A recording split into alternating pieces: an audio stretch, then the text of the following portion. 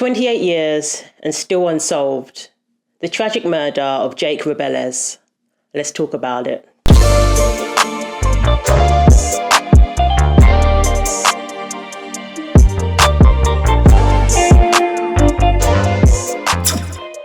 On the 23rd of September 1995, many of the big names in hip-hop and R&B were in Atlanta at the Platinum Club on West Peachtree Street, celebrating the birthday of Jermaine Dupri. Suge Knight was in attendance that evening, along with his entourage and his friend Jai Hassan Jamal Robles, also known as Big Jake. Also in attendance was Puffy, his bodyguard Anthony Wolf Jone, and various members of his entourage. The night went like any other night in downtown Atlanta on the party circuit. But at 4 a.m, just as everyone was leaving, things would take a sinister turn, and the lives of several people would be changed forever.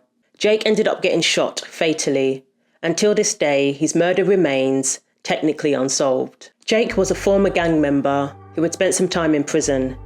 Suge hired Jake straight out of prison to do marketing and promotion for Death Row Records. And apparently he really excelled at the role and even began to make contacts himself within the music industry. Suge said he would hire former gang members and people with criminal records to help them get back on their feet after they were released from prison. But we know Death Row Records were gang affiliated and involved in a lot of shady activities. On the night of the party, several arguments broke out between Puffy and Suge's entourages. Maybe it was about what happened at the Source Awards, which occurred a month earlier on the 3rd of August 1995. I always assumed it was the other way around. I thought this incident occurred before the Source Awards, but apparently according to the dates, this happened after the Source Awards.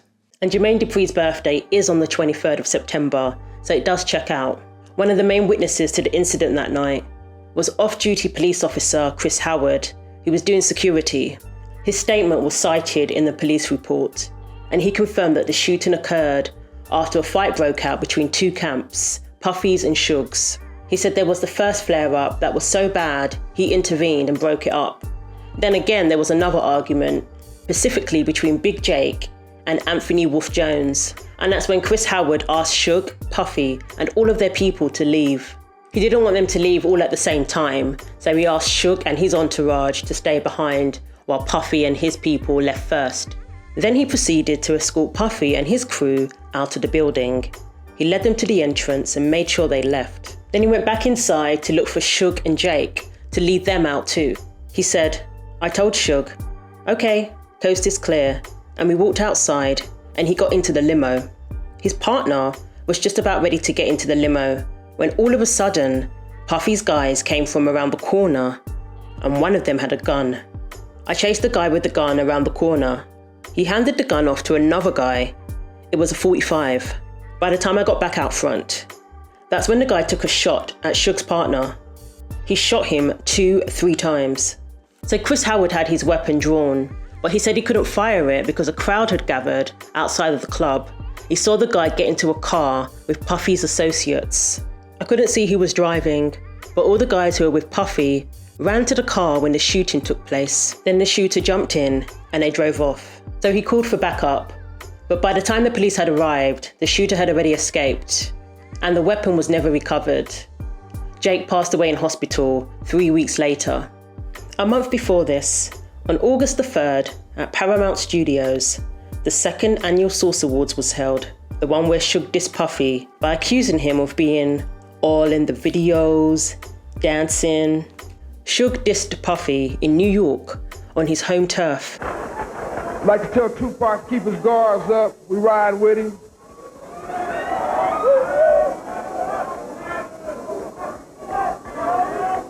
And one other thing I'd like to say, any artist out there want to be an artist and want to stay a star, don't want to have to worry about the executive producer trying to be all in the videos, all on the record, dancing.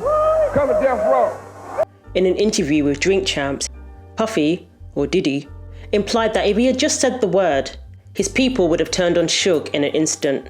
Then he said that he confronted Suge about the speech backstage later that night, and he alleges that Suge claimed to be talking about Jermaine Dupri, not him. Apparently Death Row did diss Jermaine Dupri occasionally in their music, And apparently they lost Bow Wow to So So Def. They basically stole him from Death Row Records. Because he's Snoop's cousin.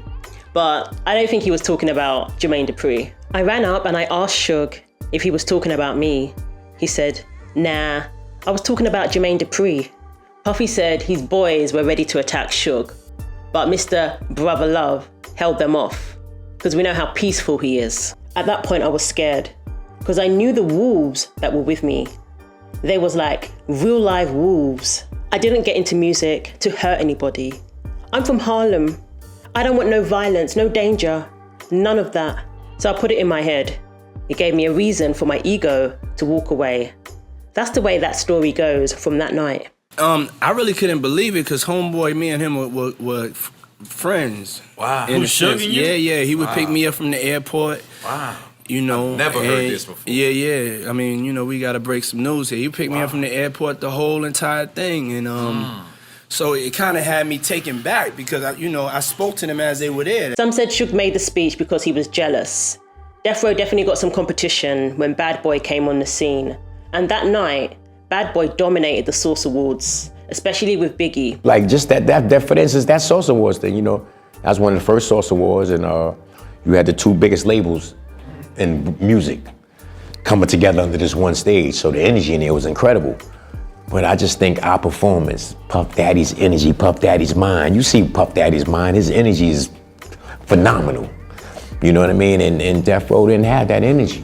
Like, you know what I mean? So Suge Knight made that comment, the CEOs want to dance in the video, like it sounded like you was mad that you're not in the videos dancing, or you're not producing the videos, and you know what I mean? So I think that's where that whole attitude came from, like, who the f these dudes think they is Bad Boy, they think they this, they think they that. But we didn't think that, we just promoted the brand, like, you know what I mean? And whatever it took to promote that brand, that's what we did. Our intentions wasn't to disrespect another label, you know what I mean? We just had our energy up. Yeah, we just had our energy up, and I think our energy was the energy that set the East Coast, West Coast beef. You know what I mean? Because after the Source Awards, it went crazy to the left. At this time, Tupac had not yet joined Death Row Records, as he was incarcerated at the Clinton Correctional Facility. Suge shouted him out that night. 2 months later, on October the 12th, 1995, Tupac got released on bail. A $1.4 million bail was posted by Suge Knight. In return, Tupac signed a 3-album deal with Death Row Records. And if those dates are correct, I doubt Suge would diss Jermaine Dupri and then attend his party a few weeks later. So again, Jermaine's birthday is on September the 23rd, and that was the reported date of the party and the incident that led to the shooting. It was reported that New York authorities were told by a person affiliated with Puffy that his bodyguard, Anthony Wolf Jone, was the trigger man. Police documents indicated that Jones was considered a suspect. The case was investigated by Atlanta police, but 5 years later, in 2001, there were still no arrests and no progress in the case.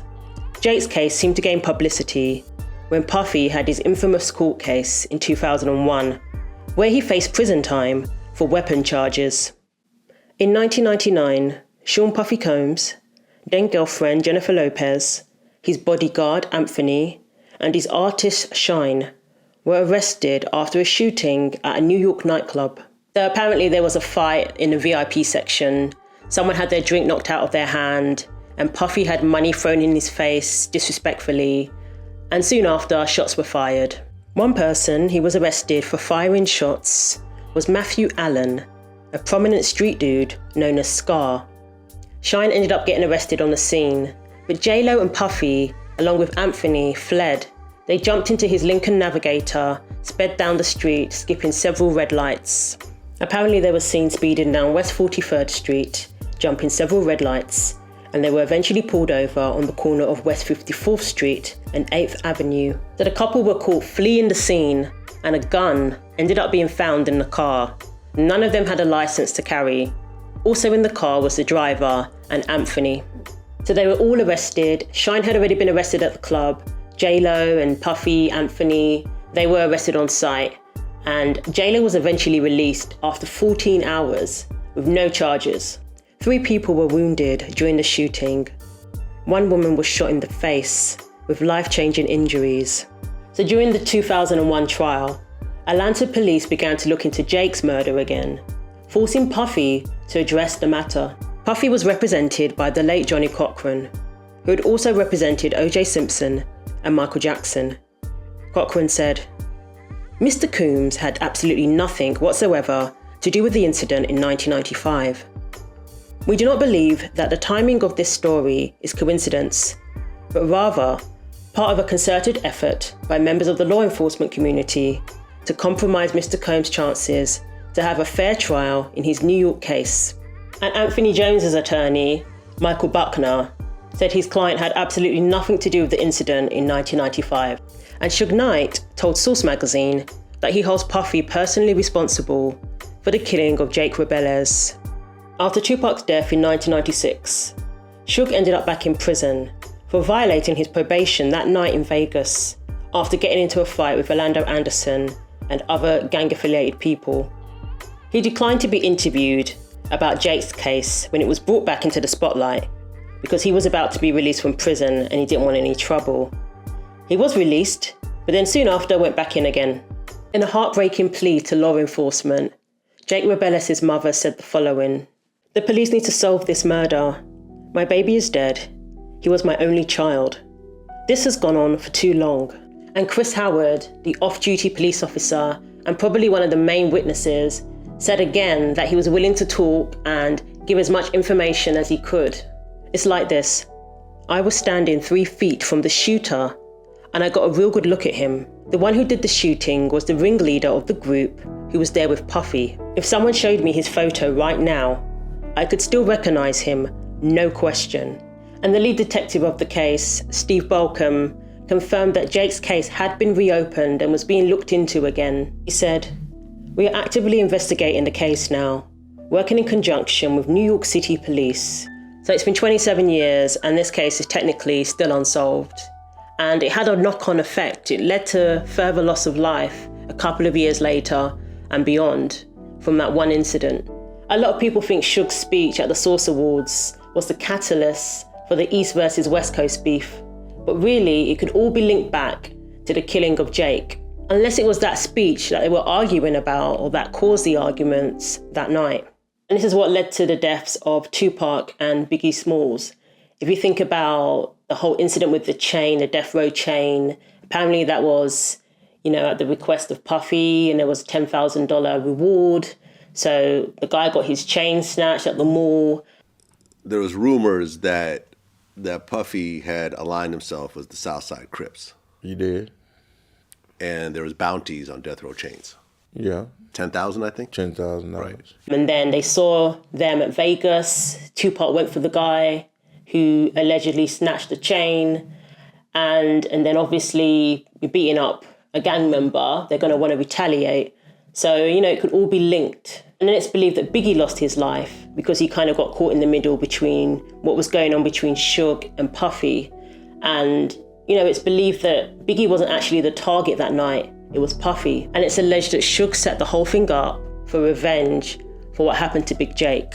In his 2001 trial, Puffy, who then became P. Diddy, was acquitted of all charges, including the gun possession charge and even bribery charges, since he was accused of offering the driver $50,000 to take the blame for the gun. He said, "I'm really at a loss.